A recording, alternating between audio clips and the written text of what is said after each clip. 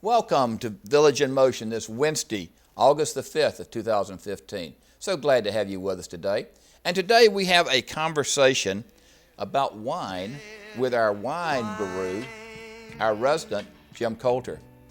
Jim, it is so good to have you here with us today. Great. We're going to talk about wine here. And you have been involved with wine for a number of years, right? Yes, I have. How'd you get started? It's my wife's fault. It's all your wife's fault? Yes. I wasn't much of a wine drinker, never really had been interested in it until I met her.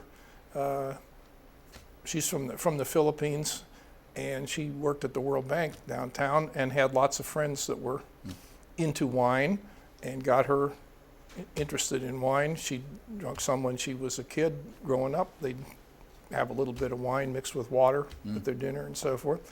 So she'd always been interested in wine, and she had friends that worked at the embassies downtown who were able to get us some wines that the embassies had for their staff and so forth. And so she was able to get me interested without a large outlay of money on her part. And I was fascinated by it. And when we got married, we went to New York State on our honeymoon and visited wineries there. And then afterwards, we'd go every year to California or someplace else. Every time we'd go on a trip someplace, we'd visit wineries. Okay. And so unlikely as it may sound to you and others who know me well, I would actually go to a tasting room and I'd keep my mouth shut and listen to what somebody else was saying. Wow. And what happened after that? Well, I outgrew that phase, okay. And now you can't shut me up. Yep. But I learned a lot of it by listening to other people and tasting in tasting rooms where you could go in and taste 10 or 15 wines at a time, compare them. And you remembered all those things? I remembered a lot of it, and a lot of it I've done research since then. I read a lot. Every time I go to Total Wine, I pick up the brochures and so forth and read through those and save some to talk about later. Okay. With your knowledge of wine, is there any particular wine that really stands out? Well, I think my favorite wine is a wine called Amarone from Italy. It's a Valpolicella grape, but what they do is they let the grapes stay on the vines and dry, and then they spread them out on wicker racks until they're almost like raisins before they crush them. So they really concentrate everything. The flavor and as the water evaporates, the flavor becomes very concentrated in the juice that's left. It's a very expensive wine because you've got to use a lot of grapes to make the wine. The bottles sell anywhere from $50 to $250. Okay. And anytime you're out with friends or relatives and somebody says they're going to order some wine from the wine list, you should always suggest they buy one of those so that you can get a glass of it without having to pay for it. It has to be a very good friend that you you will know will stand by you regardless. That's right. They'll actually hold still for that. But that's really interesting though in regards to it, because that is so different from other wines. Yeah, it is. There are some other wines that are similar in production. They have an ice wine that they make in Germany and in Canada, which basically they let the grapes freeze before they do it, which does the same thing. There's something called glue vine, which is again another reduction of the grapes before they squeeze it. Right. There are some others that they do through not chemical means, but by processing, letting it get concentrated, and so. But there are some of the wines in southern Italy and Sicily. They do similar things with red wines there. Okay. And there's a wine that they pick at night, right, or first thing in the morning. That's one of the techniques that they use in deciding when to pick. Is they'll pick either at night or early in the morning before the sun comes up, so that the temperatures are cooler and the wines have done their maximum production of sugar during the day, so that then they pick them before the next day comes along. And so really the key to a good wine is the amount of sugar it has in it, whether somebody wants something Exactly, that's sweet or very dry. And right? the process of turning grape juice into wine is the conversion of sugar into alcohol. Okay. So they add yeast to the grape juice, and then the yeast starts eating and gnawing away at the molecules in the grape juice, and the result is CO2 and alcohol. Right. And usually in red wines, they'll let the CO2 bleed off, and what's left is wine. And then they stop that process at the point where they've reached the alcohol level that they want. It can be anywhere from 10 to 15, 16% alcohol. And most wines that we partake of here in the U.S. is around, what, 13.5? Yeah, 13. Usually the labeling on the wines is they give you an alcohol content, and it's plus or minus 2%. Okay. So if it says 13.5, it can be anywhere from 11 to 15%. Okay. But that's usually the point at which most of the table wines are. Some of the German Rieslings can be like 10 or 11%. Some of the California Cabernets are high in alcohol. They're up around 15.5%. Okay. And you can taste the difference between them. Yeah. And the champagnes then have more carbonation, right? Yeah, what they do with champagne is they make a regular wine, and then they add a dosage of sugar and yeast to that bottle, and then put it on the shelf and let that secondary fermentation happen, and they keep the CO2 trapped inside the bottle, and then they turn it upside down, they freeze the sediment in the neck, pop that out, top off the bottle with some more champagne, put a cork in it, and send it off for you to enjoy for your anniversary or your birthday or New Year's Eve. And so the carbonation is what causes the pop. That's right. When Natural carbonation.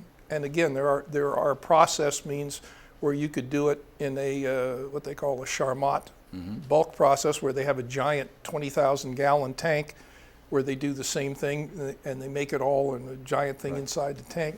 Champagne, they do it in the individual bottles, which makes it a little nicer and helps it taste a little different than the bulk process, which usually has bigger bubbles because of the larger container that it's in. And then that is also the reason why champagne bottles are thicker, they're heavier. Yes. And they have a curvature on the bottom.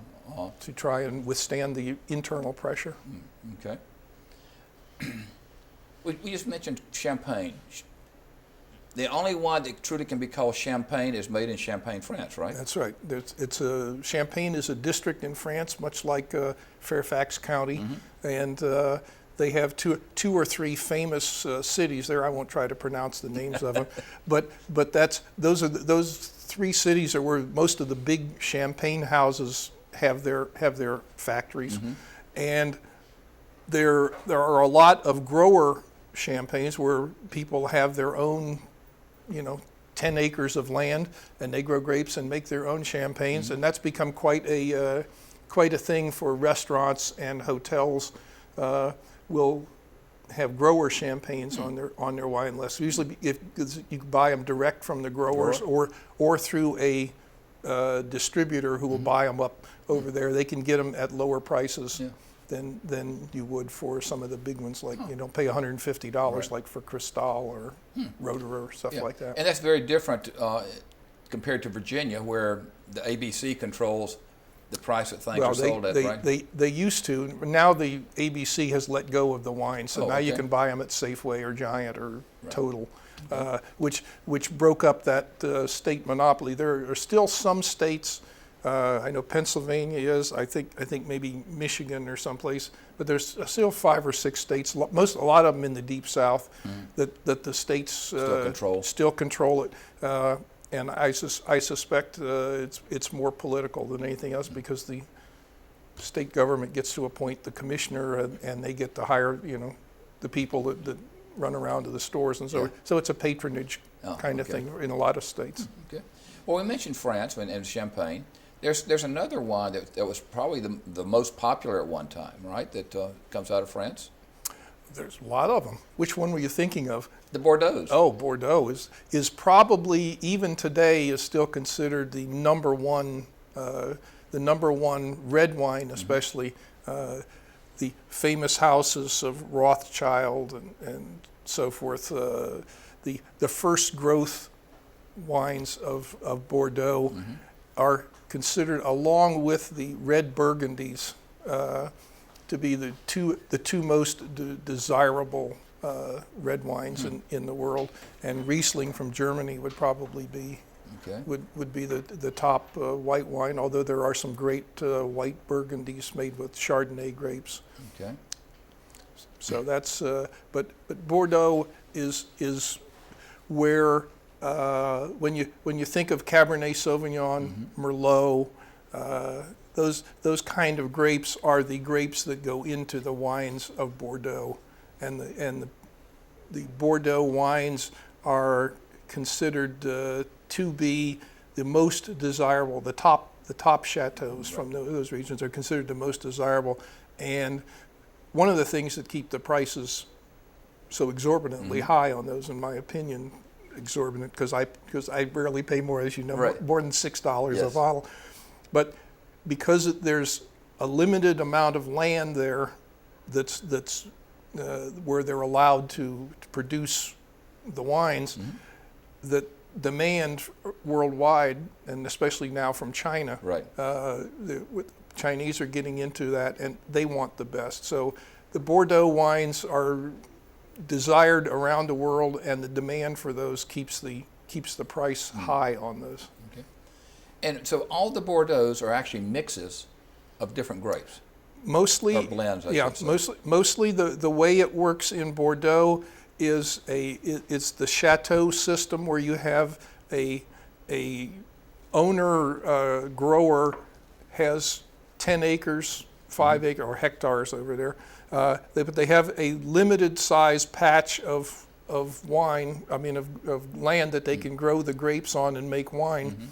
And when they bottle a Chateau Lambert red wine, all the grapes are grown on that property. And usually what they have done is they've planted the type of grape that grows best on one hillside, on another hillside, and it may be Cabernet Sauvignon that grows better in this patch, Merlot grows better over here, maybe Cabernet Franc grows better down by the road. And then when they make the red wine, they pick the entire property and they blend all of that so it all comes together.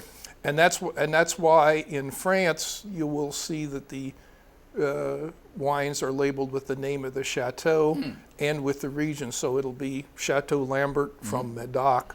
And then the people in France who grew up with this stuff know that if it's from Medoc, then it's made primarily with Cabernet Franc grapes or Merlot grapes or Cabernet Sauvignon.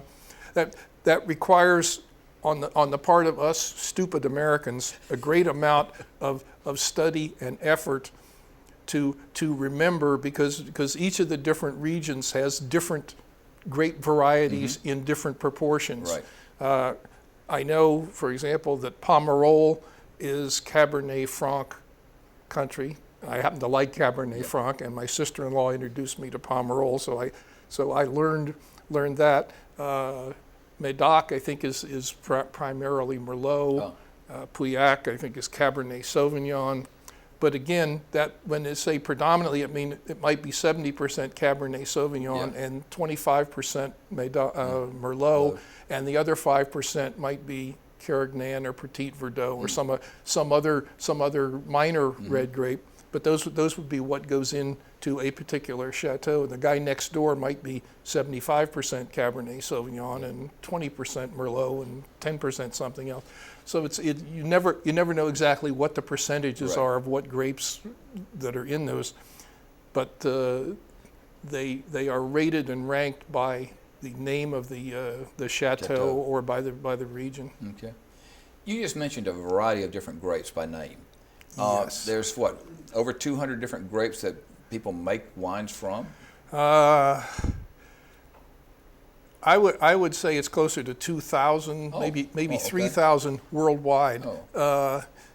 Some countries like France, Italy, and so forth are very specific about how many and what kinds of different grapes you can use in a region. For example, in the Rhone Valley in France, which is part of Burgundy in the south, they have 13 different red wine grapes Wow. that they're allowed to use in Rhone wine. So if you buy a bottle of Rhone in the supermarket, it just says Rhone wine from France, it could have 1 or 2 kinds of grapes blended in there, or it could have 13 different kind.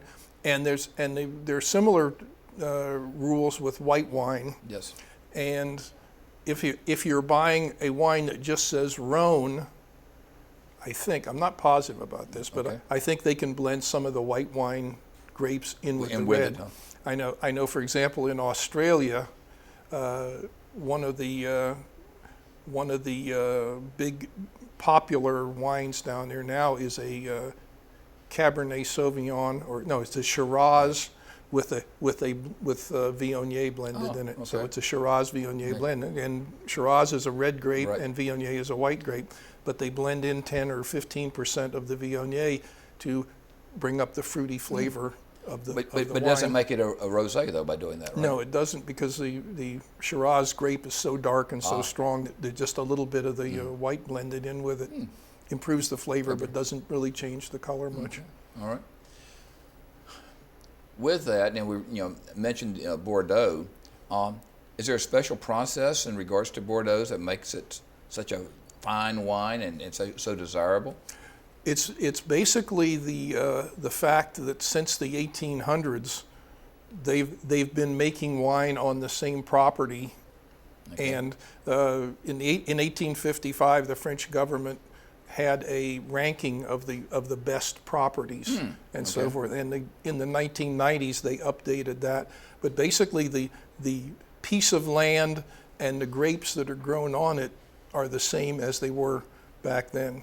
So the different generations of people that were making wine on that property have learned just exactly which plots are the best ones to blend in with others, and the wines that result at the top properties are really good. Now, of course, as ownership changes through the years, the process often changes, especially nowadays with all the technology that we have and science involved in identifying grape varieties, and so DNA testing of grapes, and so they can, for example, in Chile, they found out that the grape that they thought was Merlot down there was actually Malbec.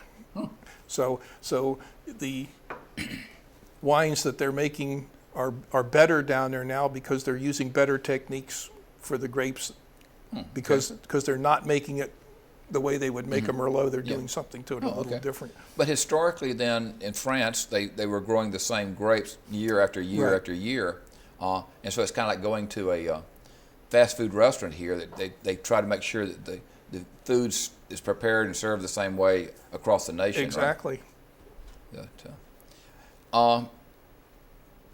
With the variations, though, does that impact them negatively? I mean, if there's a variant that's there that they were not anticipating, or what do they do? Well, for example, if they have bad weather, they have, which is one of the things with France is the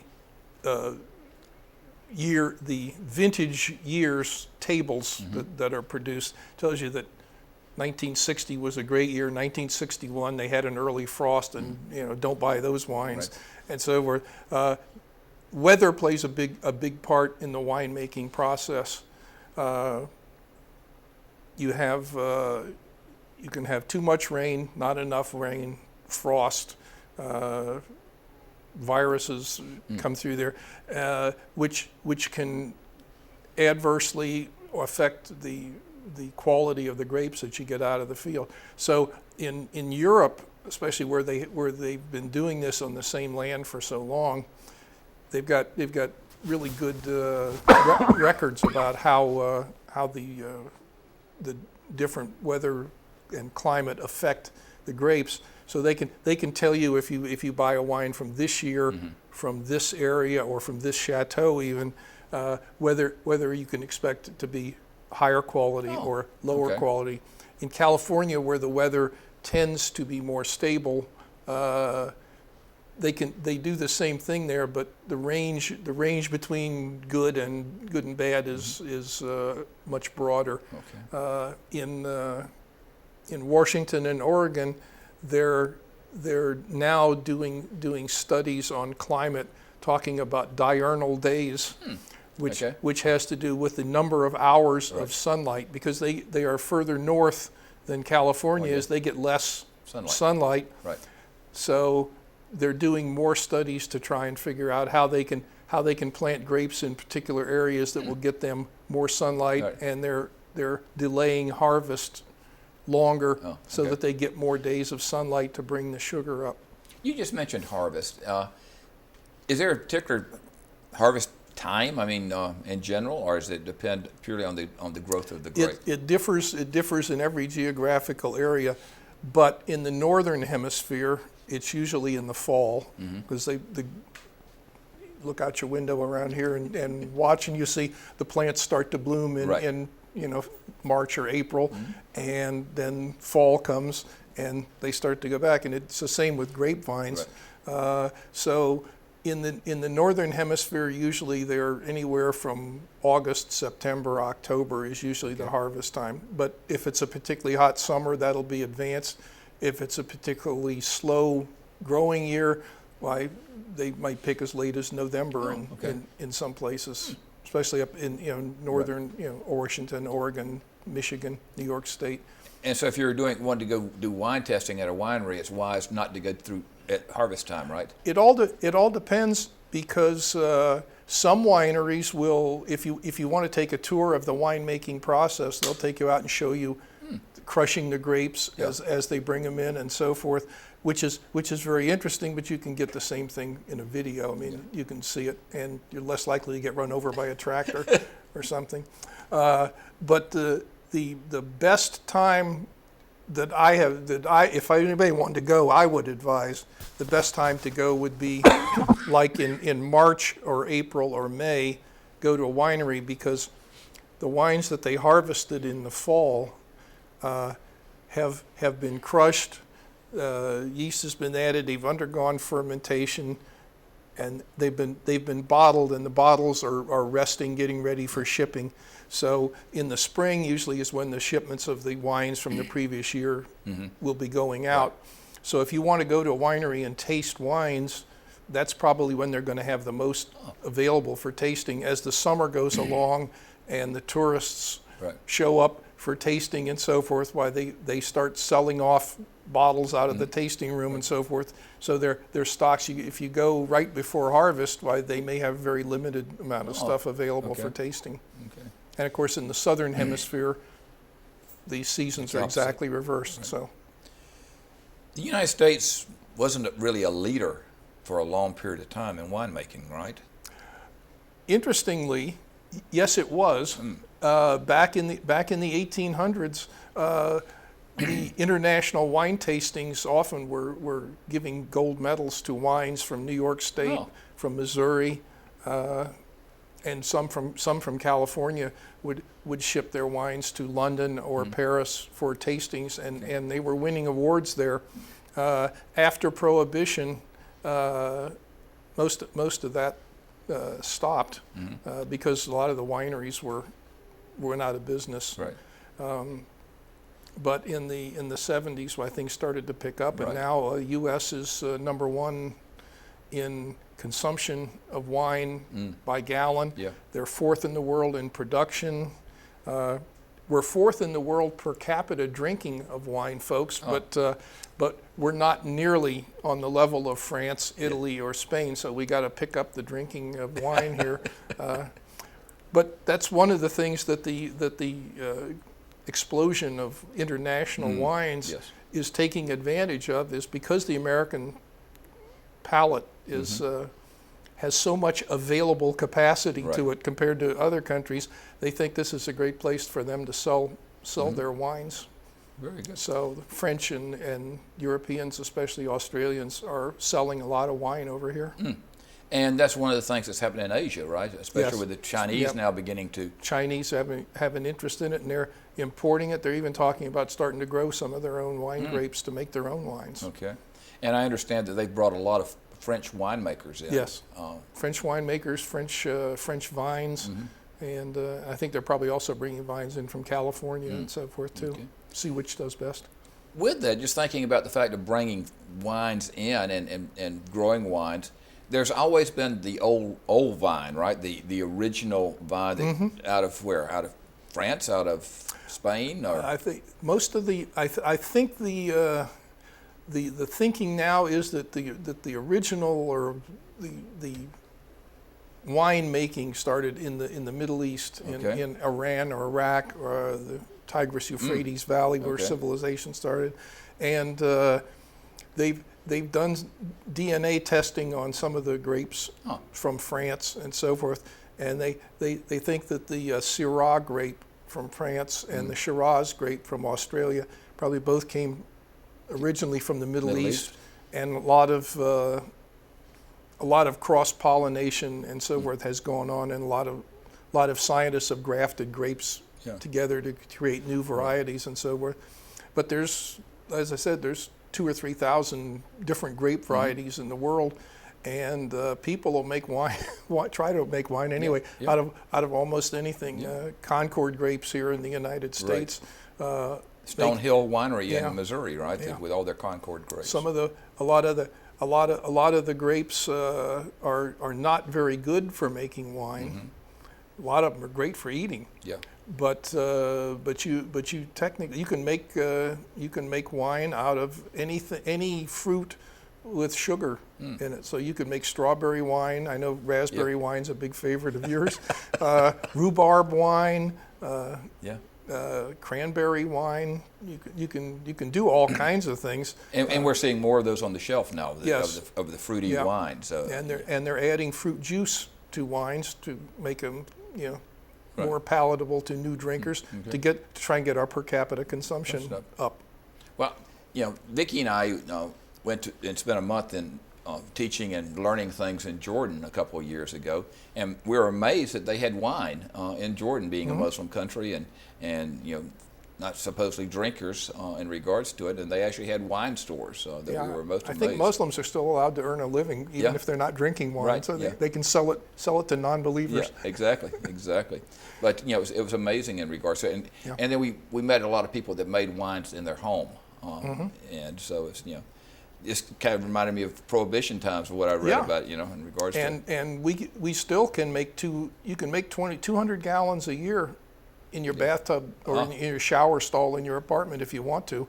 And I think we had somebody was doing that here a few years ago. Yes. It was get a demijohn and some grape juice and make his own wine. Yeah, I remember a couple of years ago where they were making their own wines and they were using the runnable storage lockers in regards to keeping it there. So it's kind of interesting. It was not the best wine I'd ever tasted, but a lot of winemakers. Especially in California, a lot of winemakers started with making home wine, and then they'd rent a storage locker. I know there's a couple of really, really good wineries in California. When I was there 20 years ago visiting wineries, a guy had a storage unit there that he had plastic tubs and was making his wine there. Now he's got a big, expensive winery that he's running. So. Once you learn the process, it's like making beer. Once you learn how to do it, the only difference is the size of the toys, as they like to say. And you can just repeat the process over and over again, right? Exactly, right. Well, very good, Jim. It's really been a pleasure having you here today. We got about a minute left. Is there anything that you haven't told us that you feel a need to tell us? No. But if there's anybody out there that likes to drink wine, the Seafood Fest is coming up later this month. Yes. And wine and beer is included in the price of the Seafood Fest. And to get in, all you have to do is pay money and promise you're going to eat at least one lobster. Yeah. But if you don't like lobster, why, my wife and I will be there. We'll be happy to help out with that too. But the wine and the beer will be flowing, and there's no extra charge for that. So. And if you don't like wine and you're going anyway, you might want to try try a little half glass of it and Yeah. see. Maybe you'll find you'll like it. Yeah. And the other thing, and we just had this, was the wine forum that happens Exactly. every quarter. And again, some different experiences tasting wine. And they're very informative and educational. They're not too expensive. Right. And they serve a great dinner at the end of the wine forum. Exactly. So even if you just want to go and taste 2 or 3 little glasses of a couple ounces of wine, Yeah. and then go for the dinner, I think it's money well spent. I totally agree with you. But Jim, again, thank you very much for coming this morning you, Clint. and sharing this information with us. And I hope everybody has learned something today about wines and how wine's made and where wine is really from in regards to it. And it is W-I-N-E, it's not W-H-I-N-E. You know, pick up a bottle, taste some with some friends. It's a great way to get to know other people as well.